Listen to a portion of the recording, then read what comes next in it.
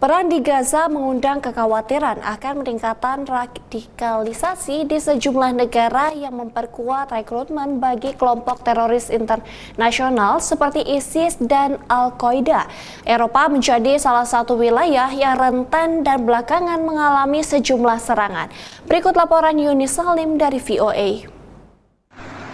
Setelah lama terbenam, kelompok ISIS kembali mengancam Eropa, baik kelompok ISIS inti yang berawal dari Irak dan Suriah, maupun ISIS-K atau Khorasan yang aktif di Afghanistan dan sekitarnya. Elsewhere, the threat posed by ISIL-K resulted in heightened threat levels in Europe.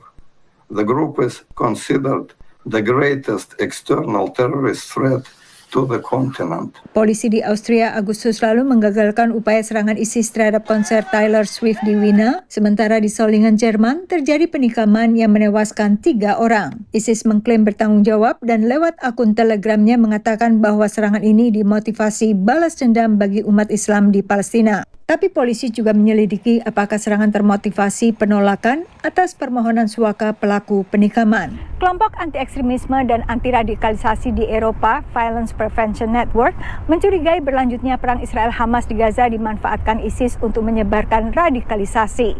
Kelompok ini mencatat sejak serangan 7 Oktober 2023 terjadi peningkatan serangan ISIS atau simpatisannya di Eropa Barat, sekitar 4 kali lipat dibandingkan tahun 2022.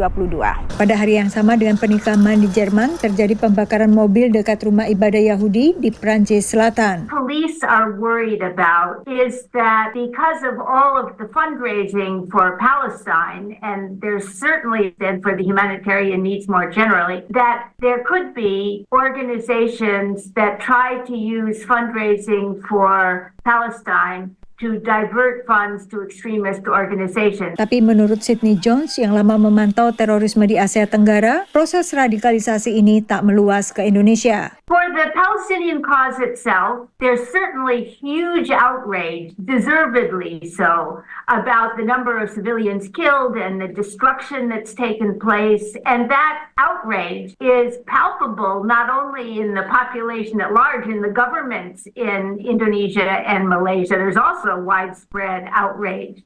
But that doesn't translate into a greater potential for violent extremist activity in either country. Jones dan pengamat lain juga mencermati tak ada gerakan pengiriman relawan bersenjata ke jalur Gaza, seperti yang terjadi saat Perang Saudara Suriah untuk bergabung dengan ISIS, atau Perang Saudara Afghanistan tahun 1980-an untuk bergabung Al-Qaeda. It's not to say that at some point it could not be a motivating factor, but for now it's been largely rhetorical. Is frankly not a fringe issue amongst kind of radical Islamists in Malaysia or Indonesia, but it's actually been a very mainstream middle class concern. Sydney Jones juga menyoroti perbedaan mazhab dan ideologis antara Al-Qaeda dan ISIS dengan proksi-proksi Iran bermazhab Syiah yang kini mendukung kelompok Hamas di Gaza secara militer, yaitu Hizbullah di Lebanon dan Houthi di Yaman.